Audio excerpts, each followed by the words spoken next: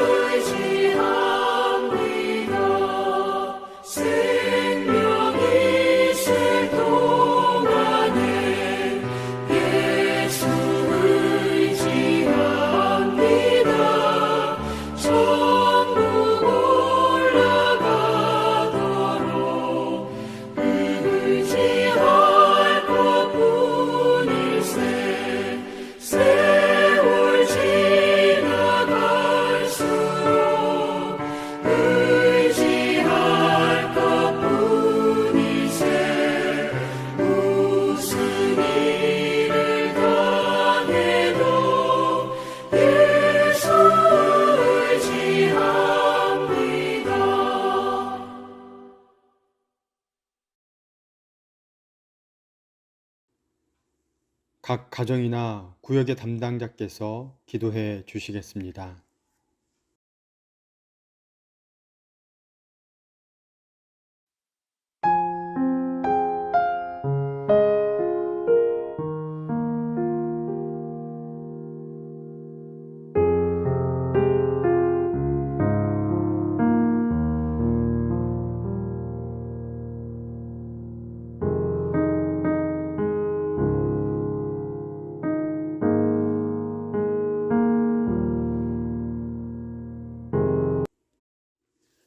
오늘 본문은 에스라 6장 1절에서 12절까지의 말씀입니다.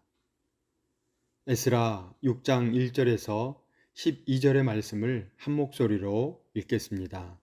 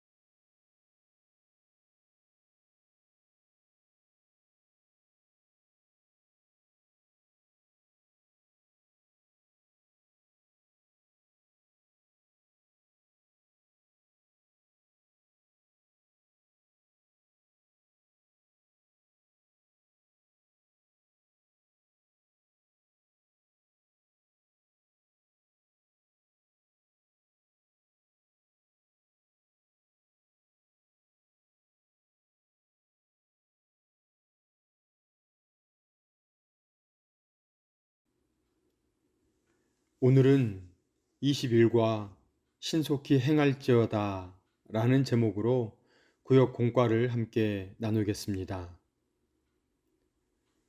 예루살렘이 함락된 후 바벨론으로 사로잡혀간 유다 백성은 70년의 포로 생활을 하지만 하나님의 백성이라는 정체성을 잃지 않았습니다.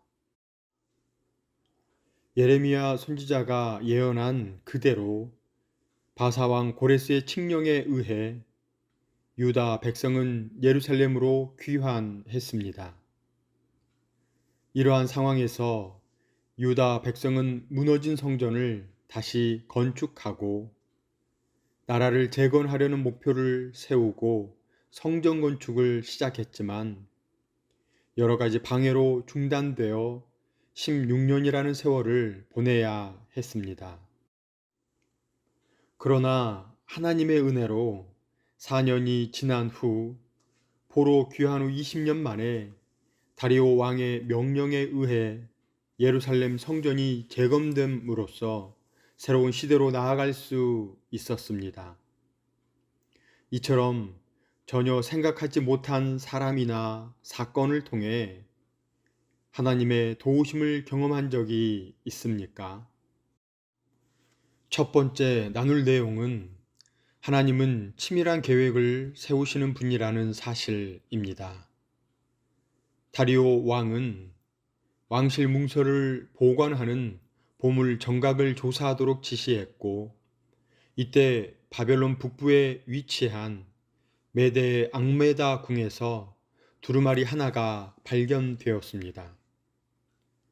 두루마리는 고레스 왕의 조서로 성전 건축에 관한 내용이 상세하게 기록되어 있었습니다. 성전의 규모, 필요한 경비 조달 방법, 또한 바벨론이 성전을 함락시키고 탈취해서 가지고 간 성전의 금은 그릇들을 예루살렘 성전에 가져다가 제 자리에 두라는 것이었습니다. 특히 고레스 왕의 조서에 기록된 성전 규모는 솔로몬 성전 높이의 2배, 너비는 3배에 이르렀습니다. 비록 파괴된 예루살렘 성전의 구조보다 단순했지만 규모 면에서는 6배나 컸습니다. 이처럼 하나님께서는 유다의 회복을 위해 치밀한 계획을 미리 세워놓고 계셨습니다. 함께 나눌 내용 두 번째는 하나님은 구체적으로 집행하시는 분이라는 사실입니다. 다리오 왕은 무너진 성전의 원래 위치에 새 성전을 건축할 것과 어느 누구도 성전 공사를 방해하지 말 것을 명령했습니다. 성전 건축을 지원하는 조서도 발표했습니다. 세금의 일부를 성전 건축 비용으로 사용할 수 있게 하고 유다 백성이 하나님께 드릴 번제물과 기름도 제공하라는 내용입니다. 조서를 변조한 사람은 사형에 처하고 그 사람의 집안은 멸망당하며 특히 성전을 허무는 사람을 하나님께서 가만두지 않으실 것이라는 엄중한 경고도 포함되어 있었습니다. 성전 건축을 달갑게 생각하지 않던 사람들은 당연히 성전 건축을 중단하라는 명령이 내려올 것으로 기대하고 있다가 뒤통수를 맞은 격이 되었습니다. 오히려 그들은 성전 건축을 신속하게 마무리하라는 다리오 왕의 명령을 이행해야만 했습니다.